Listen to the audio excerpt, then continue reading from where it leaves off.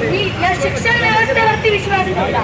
मला वाटलं की शिक्षण व्यवस्था ही संविधानाने आपल्याला दिलेली शिक्षण व्यवस्था, संविधानाने दिलेले महिलांसाठी दिलेली इक्वॅलिटी, विद्यार्थ्यांसाठी दिलेली इक्वॅलिटी, यामुळे माझ्या भविष्यासाठी मला चान्स मिळेल। मी यावेळी नीटची परीक्षा दिली, परंतु नीटची परीक्षा यावेळी लीक झाली। मला स्वतःला माहिती आहे की सकाळी उठायचं 9 वाजता बसायचं ते रात्री 9 वाजेपर्यंत, ना माझ्या वर्गातली सगळी मुलं पुढच्या इयत्तांमध्ये निघून गेलेली होती आणि मी एकटी 12वी झालेली माझी आणि मी तोच अभ्यास परत करते ना। मला मित्रांना मला कोण ती वही आणि तो खोली एवढ्या यांच्यामध्ये आम्ही अभ्यास केला का, कारण आम्ही ती नीटची परीक्षा देऊ शकू, नंतर आम्हाला मेडिकल करता येईल आणि नंतर आम्ही आमच्या फॅमिलीसाठी काहीतरी करू शकू। परंतु ते झालं नाही। का झालं नाही? कारण करप्शन।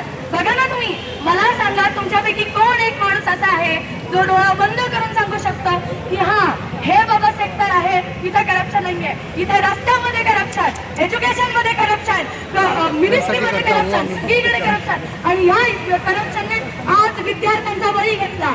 जे आज 20 पेक्षा जास्त विद्यार्थी मेले हे या करप्शनमुळे, ह्या नीटमध्ये झालेल्या घोटाळ्यामुळे मेलेले आहेत।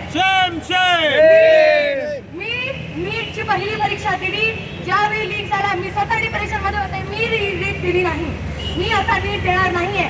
मला आता या अख्ख्या जगामध्ये आता जे चालले, कालच्या विद्यार्थ्यांवरती जे झाले, हेच पोलीस, ज्या पोलिसांनी आपल्याला सांगितलेलं आहे की सदरक्षणाय खलनिग्रहणाय, याच पोलिसांचं ज्यांचं हे वाक्य आहे, त्यांनी पोलिसांनी लाठीचार्ज केला, 50 विद्यार्थ्यांची डोकी फुटली, बायकांच्या नको तिथे हात लावण्यात आला।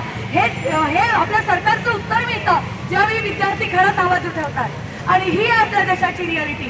जिथे जा तिथे करप्शन आहे, जिथे आवाज उठवा तिथे तुमची आवाज आणि मुद्दा कमी केली जाते, बाकी काहीही नाही।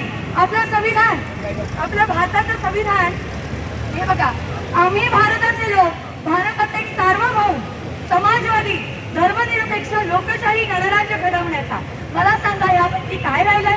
आपला देश सार्वभौम राहिलाय, आपला देश समाजवादी राहिलाय, धर्मनिरपेक्ष राहिलाय, आणि आता तर काय 21 तारखेच्या इन्सिडेंट नंतर तो लोकशाही आहे की नाही याविषयी शंका राहिलेली आहे। सामाजिक, आर्थिक, राजनैतिक न्याय नाही, विचार अभिव्यक्ती, विश्वास, श्रद्धा आणि उपासनांचे स्वातंत्र्य नाही, आणि दर्जाची व संधीची समानता देखील या एज्युकेशन मध्ये झालेल्या करप्शन नंतर आम्हाला दिसत नाही। आम्ही काय करायचं?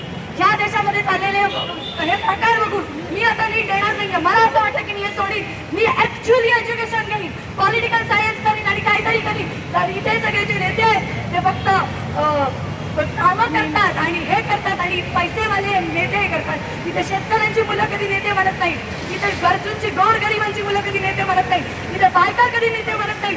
इथे नेते बनतो कोण?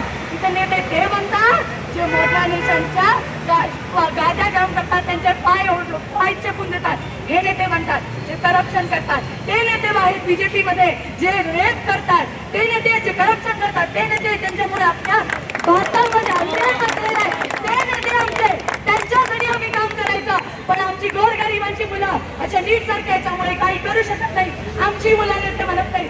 आम्हाला इकडे असं यावं लागतं, कारण टाईमच्या राहा जिंदाबाद, आम्ही नेते बनले पाहिजे, आम्ही काहीतरी केलं पाहिजे। हे आमचं राज्य आहे, तुम्ही आमचे नोकर आहात, आम्ही मालक आहोत, आमचा अधिकार झाला पाहिजे। धर्मेंद्र प्रधान राजीनामा द्या। आज माझ्यासारख्या अनेक मुलांचा तुमच्यामुळे नुकसान झालेलं आहे, अकाउंटेबिलिटी घ्या, एवढंच मी म्हणतो।